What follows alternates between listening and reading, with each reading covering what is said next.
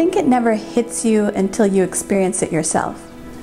What it means to live with or to care for someone with a disability.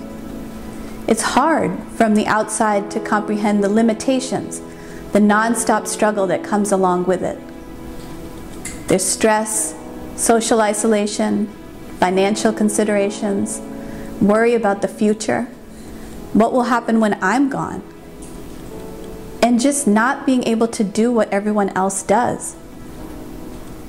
Trying to prevent it from taking over your entire existence and that of other members of your family. It's a struggle. There's no doubt about that.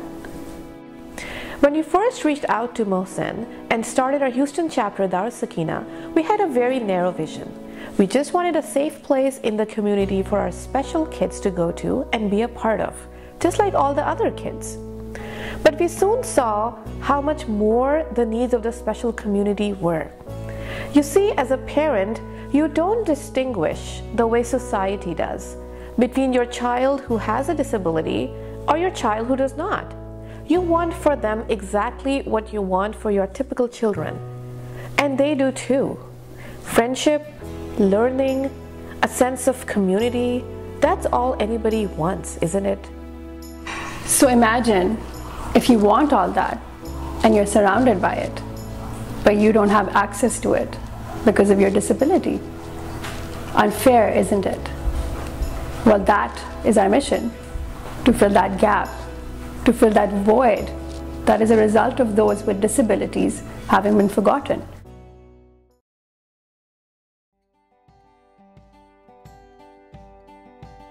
This is where it all began. It's amazing, the number of Islamic schools, weekend schools, educational programs out there, and not a single one for children with special needs, until now. Here, we teach our special kids everything that other children learn, only adapted in a way that they can learn. All our materials are handmade at this point, because there's nothing out there designed specifically for children with special needs to learn Islam. Kids with special needs often need things to be simplified, especially abstract concepts. They find them harder to relate to unless provided concrete visuals alongside with their learning. We actually encourage movement or anything hands-on while learning because it helps them to connect and stay focused. We make whatever accommodations our kids need on an individual basis, whether it's use of an assistive communication device or frequent sensory breaks, you name it. We go that extra mile for our kids. We get them familiar with making wudu and performing salah at the masjid, so they can carry that skill home and be successful when they go to the masjid to attend prayer with their families. They make friends, develop an identity, and a sense of their own community. Those who are able to integrate with their typical peers in the general education classroom. My name is Mona Bokatash, and I've been teaching at the ISGH Sunday School for almost 8 years now. I believe that children with autism and Down syndrome that are part of the Sakina program have the potential to learn Islam because I believe that kids with disabilities does not disable them from learning their religion and practicing their faith. Sheikh Omar Sulaiman mentioned that the Prophet Sahaba, his companions, some of them had physical and mental disabilities, and he advised them that if it was within their means, they need to practice their 5 pillars. It is up to us, it is up to programs like Sakina to ensure that they have those opportunities. It is up to educators like myself to ensure that they are put into classrooms and given that opportunity just like any other child. It's essential in an Islamic school environment because we are trying to teach our kids that we are all human, we all have the same mission of pleasing Allah, and we all came from the same place and we're going to the same place. And it allows for them to be more well-rounded when they're able to practice their patience with a disabled child. They're able to learn to be less judgmental, to learn to cooperate, to learn how to speak to them, how to learn with them. Abdullah has autism, he's a nonverbal. Once I was taking my daughter to Sunday school, and the cars were going through the drive-through, and there were students standing and opening the door for my daughter. And once they came from the different door and they opened the door for my son Abdullah, and Abdullah wasn't able to get out of the car and go to Sunday school. And that day I felt so helpless that I am not able to do what I'm doing for my daughter. And when Nadia reached out to me that they are starting Sunday school, I felt such a relief. And the Sunday school is not just a Sunday school for my son, it's a place for me to socialize and get together with parents like me who are facing the same challenges. This has been one of the biggest blessings in our life, because I feel like Ahmad is so God conscious now. Alhamdulillah, alhamdulillah, when we go to the beach and everybody's writing their names in sand, Ahmad is writing Allah on sand. And this was just within 2 months of starting the program over here. Assalamu alaikum. My name is Ahmad. I am 9 years old. I love my Sunday school. Over here, I learn about the prophets. I love doing salah, and my favorite part is reading Arabic. You love your teacher? Yeah. How come? Because they're kind to me and they believe in me.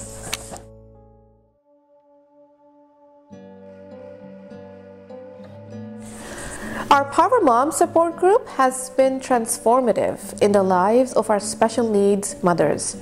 To get to know and share and cry and laugh with people going through the same struggles suddenly makes it okay. We meet, our husbands meet, our families meet, and together we've built, mashallah, a strong, supportive platform for our families.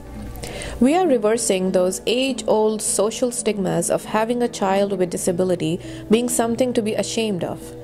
We are bringing our mothers out to the forefront to let the world know just how special and beautiful their children are. The benefit is that you have a sense of belonging to a group that is in a similar situation to you.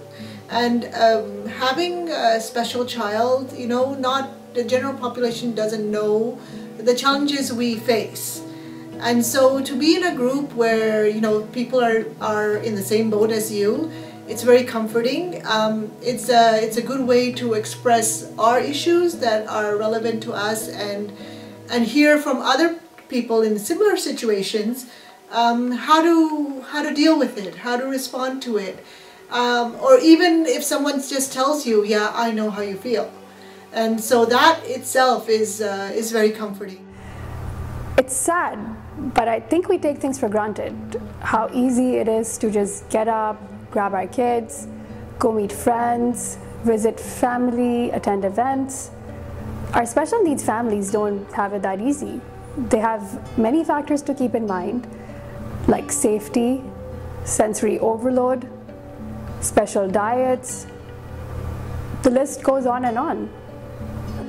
Our monthly events are a means for special needs families to get out, enjoy an afternoon in a style that is comfortable and supportive for them rather than stressful. Some of our parents are in desperate need of resources and lack the know-how to tap into what is available to them from the government or private grants. We educate them and refer them to those who can help.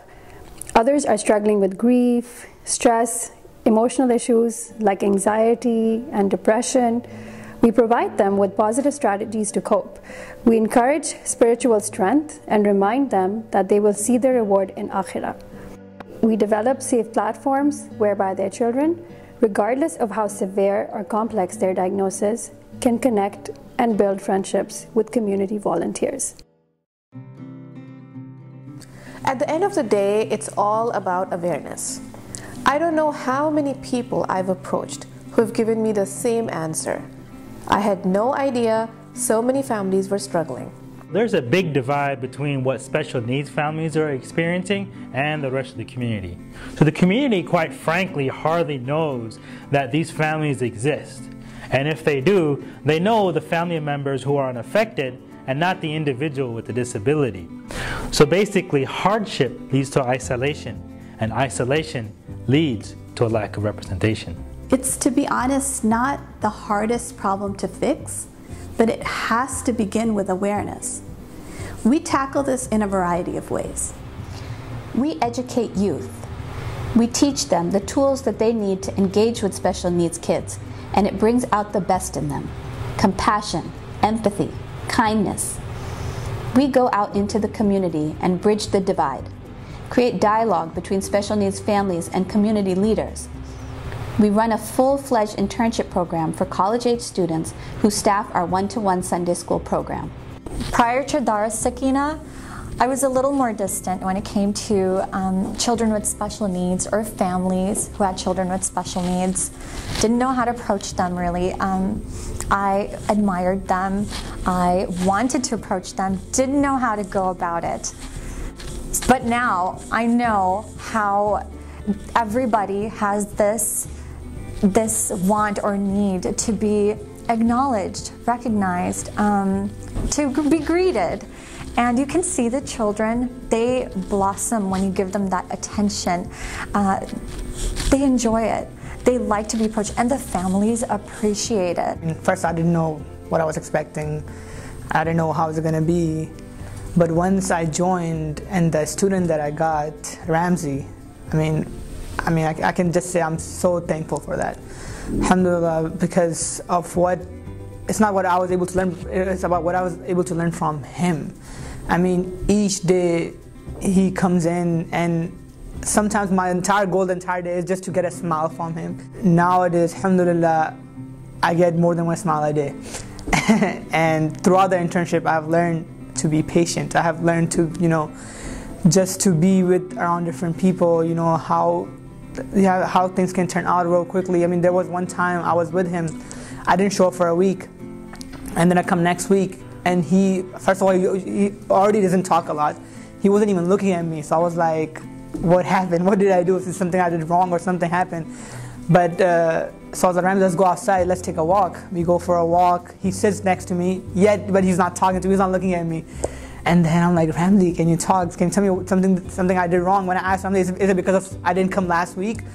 And he kind of just went like this, so I'm like, oh my bad, I'm so sorry.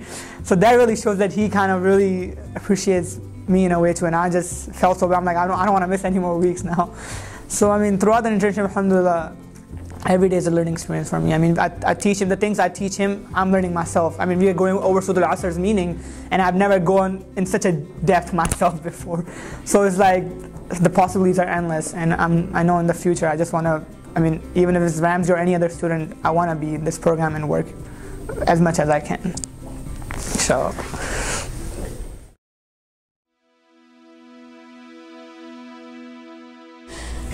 The MUHSEN Masjid Certification Project is a dream come true.